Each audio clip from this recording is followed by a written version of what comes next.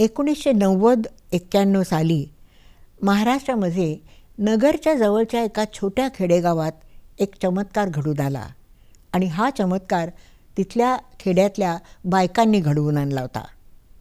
ते खेडं अगदी नामशेष होण्याच्या मार्गाला होतं. प्रत्येक झोपडीमधून संसार उद्ध्वस्त होत होता किंवा झाला होता. याद रखो छगन चाचा, तुम्हारे लिए शराब की एक बूंद भी जहर है.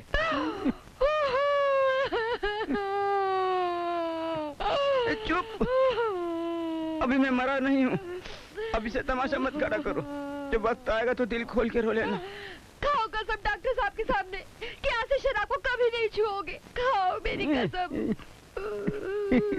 ये औरतों का भी ठिकाना नहीं. अरे डॉक्टर के दवाखाने में भी कोई कसने वादे होते हैं क्या? भगवान के लिए मुझे छोड़ दो, छोड़ दो. छोड़.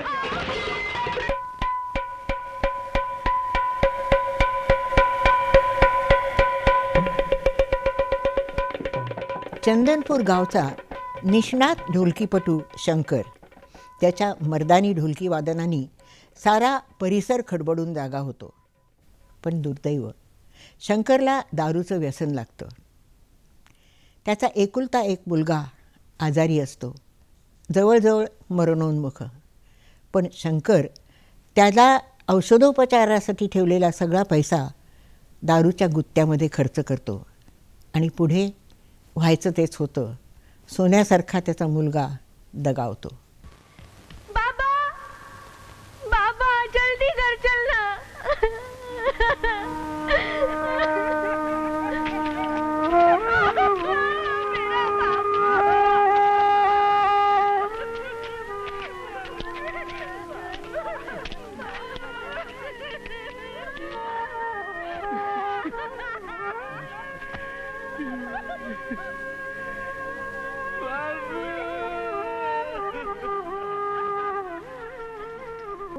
क्यों टप टप आंसू बहा रहे हो औरत की तरह?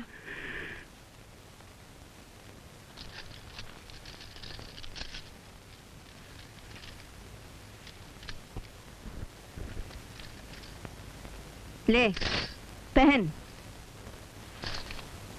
अम्मा जी, ये चूड़ियों का अपमान है. चूड़ियां हमारे लिए मायने रखती हैं. उनका अपना सम्मान होता है. मानती हूँ, अगर घर वाला इस काबिल हो तो. सम्मान चूड़ियों का नहीं होता बहू, बल्कि उसका होता है जिसके नाम से हम उन्हें पहनती हैं. बोल, है तेरा मर्द इस सम्मान के काबिल?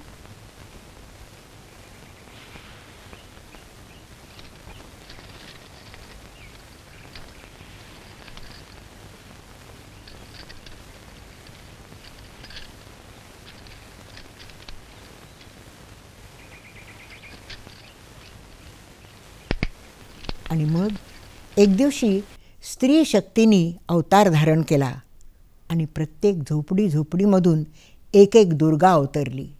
साम दाम दंड भेद या सगळ्यांचा वापर करून सगळ्या बायकांनी एकजुटीने नशा राक्षसाचा बिमोड केला आणि आपल्या गावातून दारू हद्दपार केली. सर्व दूर ही बातमी पसरली आणि साहजिकच या सबलांचं वारेमाप कौतुक झालं. ही बातमी वाचून मी अगदी हादरून गेले. केवढी नाट्यपूर्ण घटना किंवा सिनेमॅटिक घटना. खरं तर ह्या गोष्टीवर एक छानसा चित्रपट झालाच पाहिजे असं माझ्या मनाने घेतलं आणि तो चित्रपट मी केला पाहिजे असंही माझ्या मनाने घेतलं. या खेपेला मात्र मी स्वतःच आपणहून सिनेमा बनवण्याचा आगाऊपणा केला नाही. जे काही मला करायचं होतं, जे माझ्या मनात होतं ते सगळं मी कागदावर उतरवून काढलं, ती संकल्पना, आणि त्याच्या जोडीला जे काही इत्यादी इत्यादी इत्यादी इत्यादी सगळं काही असतं तेही मी लिहून काढलं. आणि मग हा संबंध माझा एक प्रकल्प मी फिल्म्स डिव्हिजनकडे धाडून दिला. फिल्म्स डिव्हिजननी माझा प्रस्ताव मान्य केला.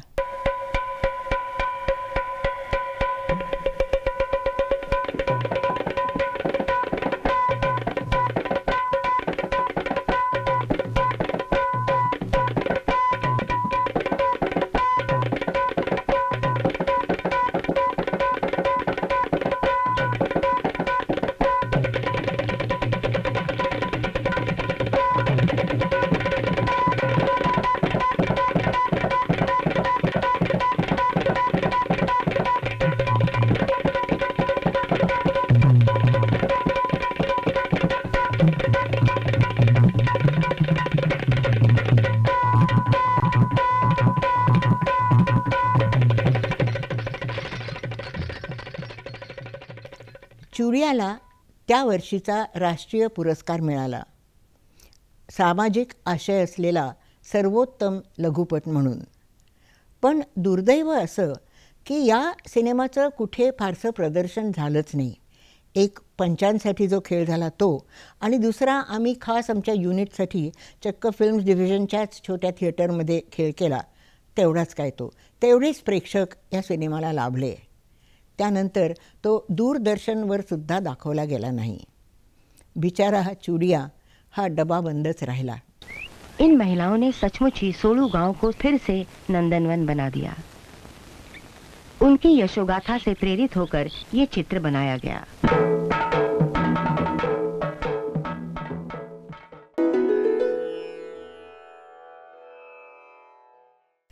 काही वर्षांपूर्वी म्हणजे करोनाच्याही आधी एका अशाच दुष्ट व्याधीने अवघ्या जगाला पछाडलं होतं. HIV AIDS. या रोगाची लागण झालेल्या अभाग्याला मृत्यूदंड जणू अटळच होता. अर्थातच या रोगाच्या प्रतिबंधासाठी वैद्यकशास्त्रांनी जोरदार संशोधन सुरू केलं आणि त्याच्या जोडीला जगातल्या अनेक मातब्बर संस्था सामील झाल्या. त्यातच वर्ल्ड बँक ही एक.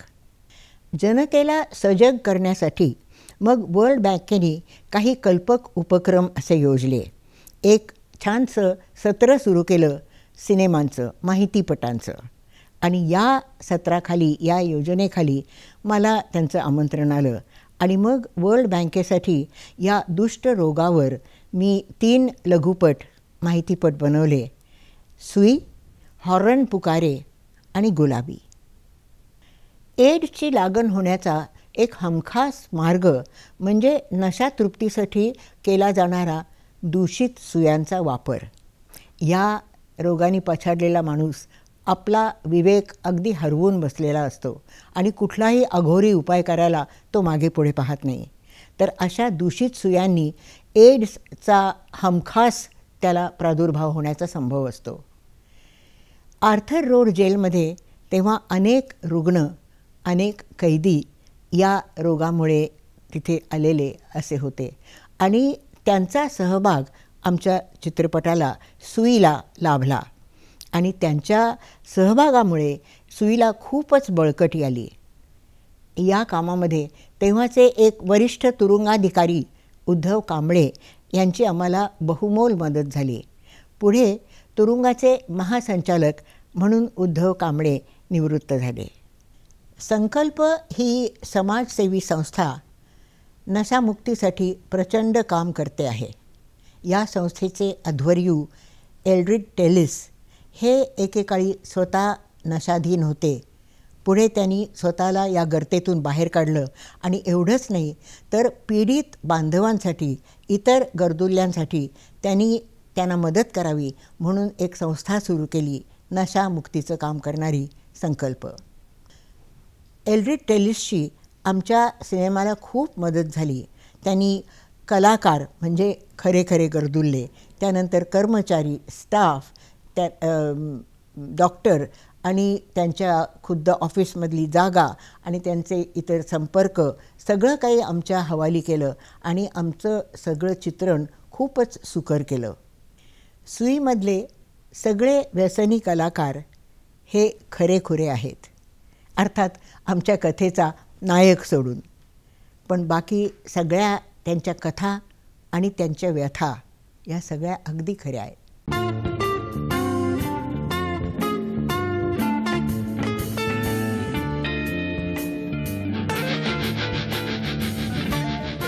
आदाब।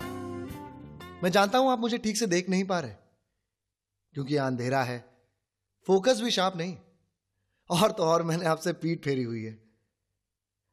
आमतौर पे हमें ऐसे ही पेश किया जाता है, वे लोग जो HIV के साथ जी रहे हैं और वो भी जो ड्रग्स लेते हैं।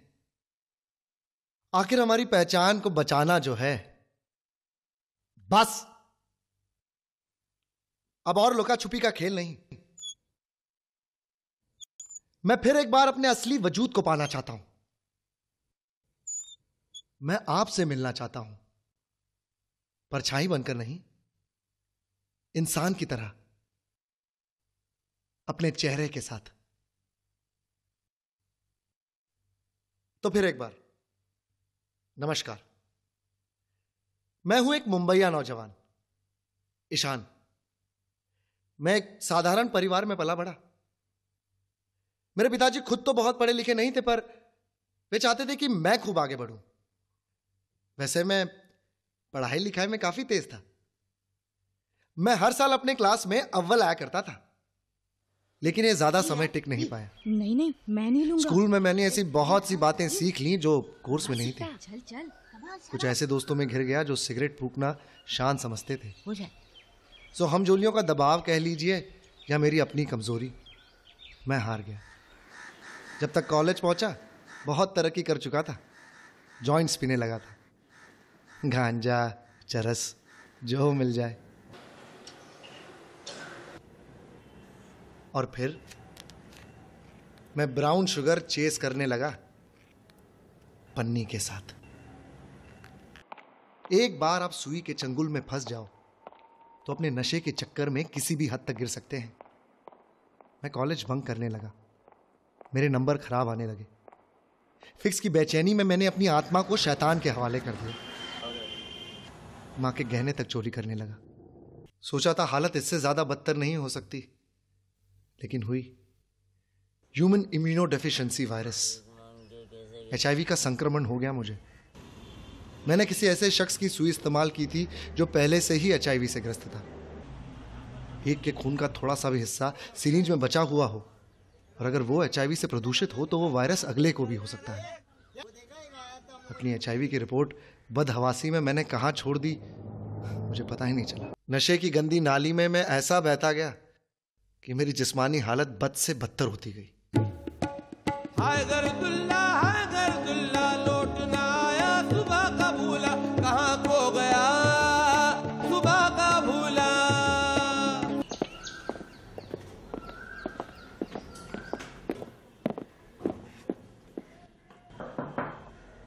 मैं RMO डॉक्टर मणि से मिलना चाहता हूं अभी। आई एम सॉरी सर, वो सो रहे होंगे। तो फिर उन्हें जगाइए, इट्स अर्जेंट। वो गुस्सा करेंगे? उतना नहीं जितना कि मैं करूंगा। अगर वो 10 मिनट के अंदर नहीं पधारते तो मैं जाकर एक प्रेस रिपोर्टर, एक न्यूज चैनल एंकर और एक फोटोग्राफर को साथ ले आऊंगा। नेशनल एड्स कंट्रोल ऑर्गेनाइजेशन के अधिकारी को भी मैं बुलाऊंगा। और उसे दिखाऊंगा कि कैसे इस हॉस्पिटल ने एक HIV पॉजिटिव पेशेंट को रात भर इस गलियारे में पड़े रहने दिया, उस पर ध्यान नहीं दिया। नशा काबू में लाने के लिए मेरी ओपियोइड सब्स्टिट्यूशन ट्रीटमेंट शुरू हो गई। जबान ऊपर। आपको कुछ करना नहीं है, दवा अपने आप पिघल जाएगी। Sir. Come Ishaan, sit. Thank you sir. Congratulations, अच्छी तरक्की की है। शुक्रिया। अब तुम्हें फील्ड में पीयर काउंसलर बनाया जा रहा है। ओह, ईशान, सबसे पहले तुम्हें प्रिजन प्रोजेक्ट दे रहे हैं। सर? बहुत अहम है ये काम। Good luck. बाहर की दुनिया में तुम्हें हमेशा सजग रहना पड़ेगा। पीयर काउंसलर ड्रग बस्ती के कोने कोने में जाता है, पेशेंट्स के घर वालों से मिलता है। एक दिन एक कदम, यह है हमारा संकल्प। हमें हवाई इरादे नहीं करने।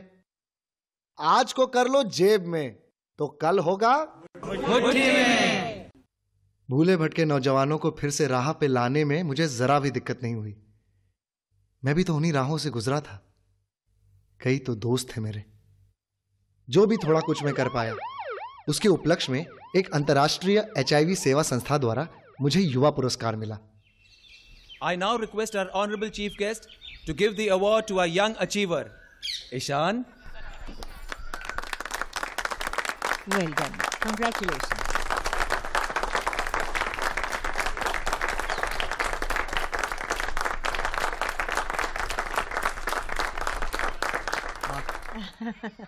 Congratulations, Ishan. Congratulations to you, Jiju. You चटी। हाँ हाँ हाँ। पापा, हमें तुम पर नाज है मेरे बेटे। पापा, माँ। घर लौट आओ बेटे, वापस आ जाओ। अच्छा लगा सुनकर। लौटना है तो प्लीज खोलिए अपने दरवाजे, अपने दिलों के दरवाजे, और नशा यात्रा के इस रुख को पलट दीजिए। एक नए आंदोलन की शुरुआत होने दीजिए। उम्मीद करें कि एक ऐसा दिन आए जब किसी को इस कुर्सी पर बैठकर अपनी दुख भरी दास्तान सुनाने की नौबत ना आए। इंसान अनहोनी को भी होनी कर सकता है।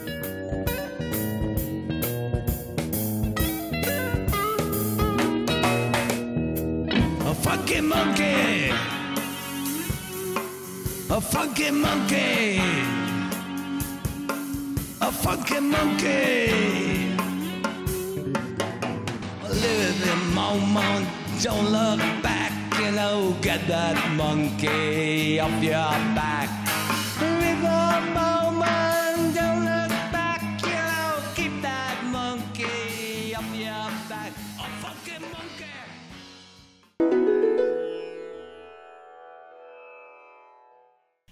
आपल्या ट्रकचं धूळ भरधाव हाकत निघालेला मस्त मुसाफिर, ट्रक ड्रायव्हर.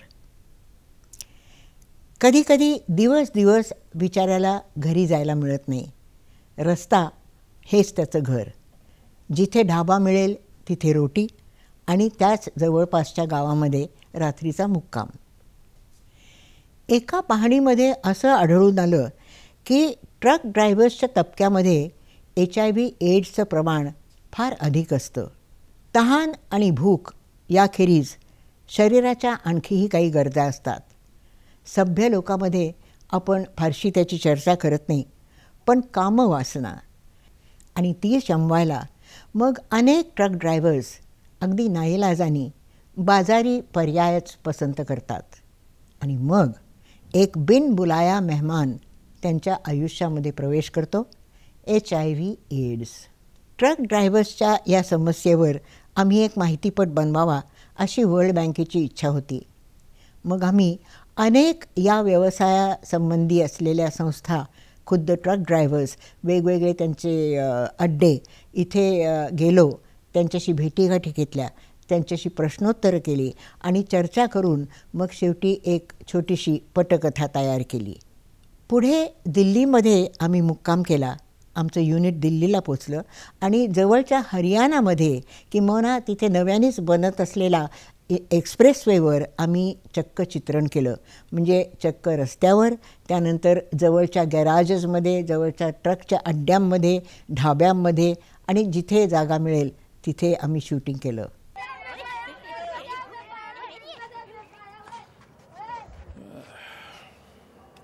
उस्ताद ये.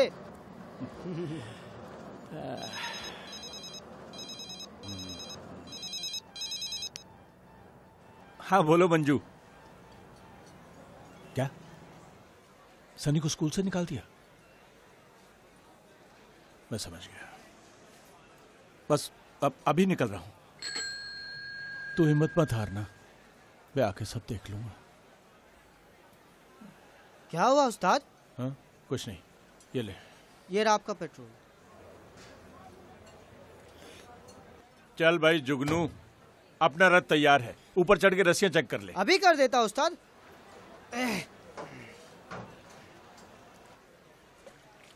सब ठीक?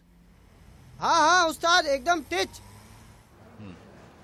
हमारे देश में तकरीबन 35 लाख ड्राइवर हैं, उनमें से एक मैं. वैसे तो मेरा नाम पाल सिंह है, लेकिन प्यार से लोग मुझे पायलट कहते हैं. देश की तरक्की में हमारा बहुत बड़ा रोल है. देश का सारा माल जो इधर से उधर जाता है ना, वो सब हमारा ही खेल है. आधे से भी ज्यादा माल हम ट्रक वाले ढोते हैं. जी जनाब, जिम्मेदारी का काम है. माल से भी ज्यादा हम इस जिम्मेदारी का वजन महसूस करते हैं. ड्राइवर की सारी दुनिया उसके ट्रक तक ही सीमित रहती है. रोटी पकाना, रोटी कमाना यहीं पर, और थक जाने पर पसर जाना भी यहीं पर, ट्रक में, सड़क पर. और कई बदनसीब ड्राइवरों के सफर का अंत भी यहीं होता है, सड़क पर.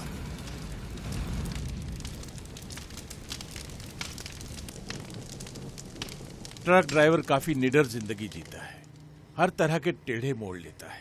आगे का क्या भरोसा, वो तो बस सिर्फ आज को जीता है. आने वाले कल से उसे क्या लेना देना. बस यही लापरवाही बड़ी महंगी पड़ती है. अब ड्राइवर को खाने पीने आराम के अलावा कुछ तो मन बहलाव चाहिए ना. कुदरती नियम से शरीर की और भी मांगे होती हैं जो पूरी करनी होती हैं. एक जमाना था कि ड्राइवर सड़क का बादशाह कहलाता था. क्या ठाठ थे हमारे, समाज में इज्जत थी. लेकिन अब जैसे यकायक सबको हमसे परहेज हो गया. शक की निगाहें हमें हमेशा कूटती रहती हैं. और अगर ड्राइवर HIV पॉजिटिव हो तो फिर क्या कहना. करेला ऊपर से नीम चढ़ा. हर ड्राइवर इसी जंजाल में उलझा. मुझे मालूम है क्योंकि मैं खुद HIV पॉजिटिव हूं.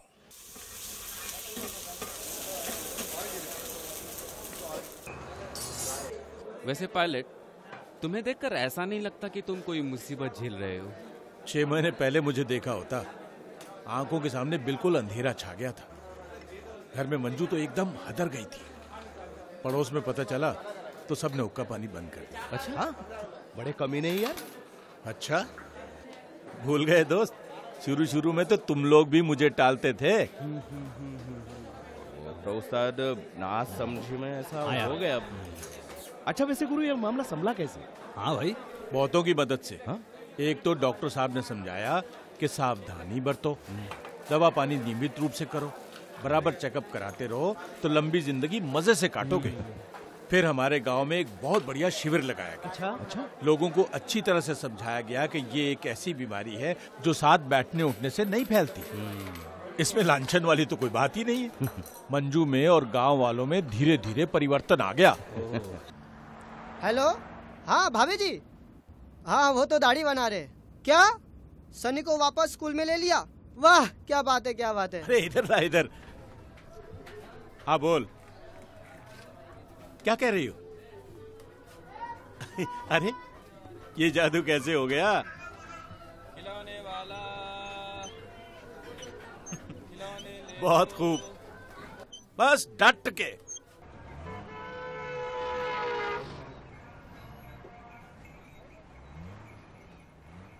हा चित्रपट तयार झाल्यावर फार मोठ्या प्रमाणात ट्रक ड्रायव्हर्सच्या सबंध देशभरच्या संस्थांमध्ये याच्या चित्रफिती दिल्या गेल्या आणि वर्ल्ड बँकेने खूप जोरात या सिनेमाचा प्रसार केला.